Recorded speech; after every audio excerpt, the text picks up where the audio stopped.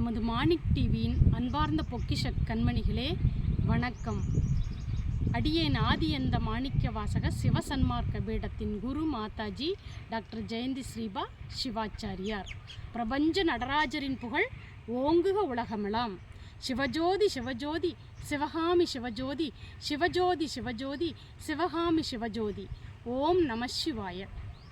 இன்றைக்கி நம்மளோட டாபிக் சீனாவில் பரவிட்டுருக்கிற ஹெச்எம்பி வைரஸை பற்றினது. இந்த ஹெச்எம்பி வைரஸ் அப்படிங்கிறது வந்து ஹியூமன் மெட்டஃபினோ வைரஸ். இந்த வைரஸ் வந்து மெயினாக வந்து இது வந்து ஒரு சுவாச கோளாறு, அதாவது ரெஸ்பிரேட்டரி டிசீஸ். இது வந்து மெயினாக நுரையீரலில் நம்மளோட லங்ஸில் இந்த மாதிரி வந்து சுவாசங்கள் சம்மந்தப்பட்ட அறிகுறிகளை தென்படுத்துது. அதில் வந்து ஸ்னீசிங், காஃபிங், ஃபீவர் வருது, வறட்டு இருமல் வருது, இந்த மாதிரி பிரச்சனைகள் எல்லாம் வந்துட்டுருக்குது.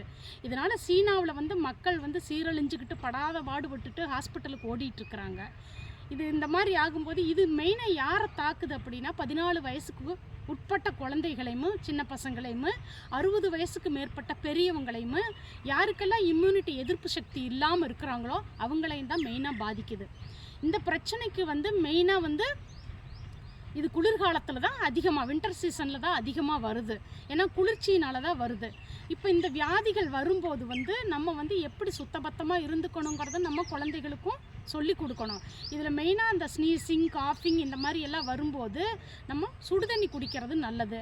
அதே மாதிரி கையை ஒவ்வொரு தடவையும் ஒவ்வொரு செயல்கள் செய்யும்போது கையை வந்து சுத்தமாக சானிடைசர் போட்டு கழுவுங்க, முகக்கவசம் அணிஞ்சுக்குங்க, தனி மனித சமூக இடைவெளி மெயின்டைன் பண்ணுங்க. சுற்றுப்புற சூழ்நிலை வந்து நம்ம பாதுகாப்பாக சுற்றுப்புற சூழ்நிலையை சுத்தமாக வச்சுக்கணும். இந்த வியாதிகள் வந்து இப்போ சீனாவில் தெரியும். இதுக்கு முன்னாடி கோவிட்-19 இதே மாதிரி பிரச்சனைகள்னால எவ்வளவோ உயிரிழப்புகளை இந்த நாடு சந்திச்சுது. அதே மாதிரி அப்பவும் வந்து சீனாவில் ஊகான் மாநிலத்தில் தான் இது நடந்துச்சு. அப்பவும் WHO வந்து இதை பற்றின கேள்விகளை எல்லாம் ரைஸ் பண்ணுச்சு. சீனா வந்து சரியான பதில் கொடுக்க முடியல.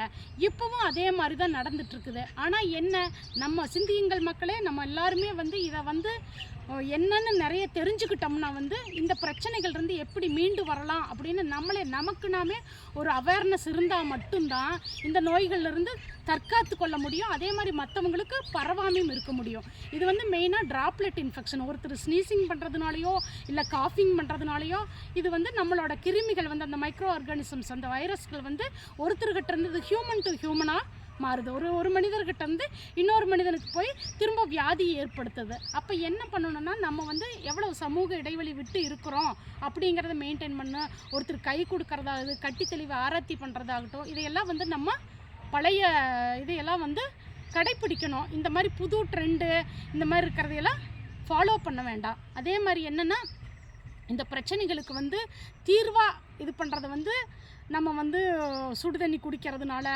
டெம்பரேச்சர் கொஞ்சம் ரைஸில் கொஞ்சம் தண்ணி ஊற்றுறதுனா கூட சுடுதண்ணி குழந்தைகளுக்கு வந்து ஹாட் வாட்டர் வச்சு கூட கொடுக்கலாம்.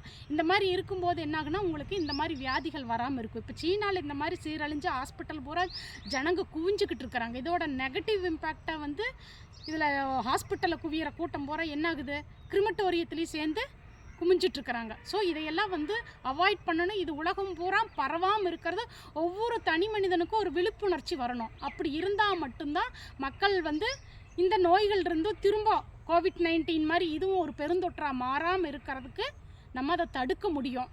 அதனால் வந்து இந்த பற்றின டிசீஸை பற்றி உங்களுக்கு ஏதாவது சந்தேகங்களோ ஏதாவது கேள்விகள் இருந்தாலும் நம்மளோட கமெண்ட் பாக்ஸில் கமெண்ட் பண்ணுங்கள், லைக் பண்ணுங்கள், ஷேர் பண்ணுங்கள், மறக்காமல் சப்ஸ்கிரைப் பண்ணுங்கள், ஆதரவு கொடுங்க நண்பர்களே. நன்றி, வணக்கம்.